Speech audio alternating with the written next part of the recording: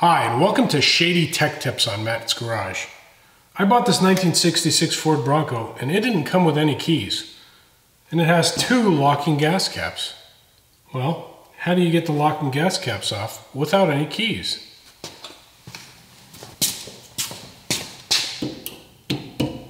Screwdriver, hammer,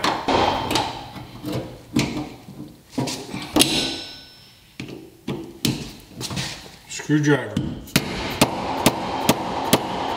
hammer. It's just as one side. There you go.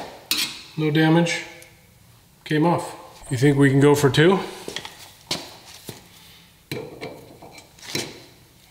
Screwdriver.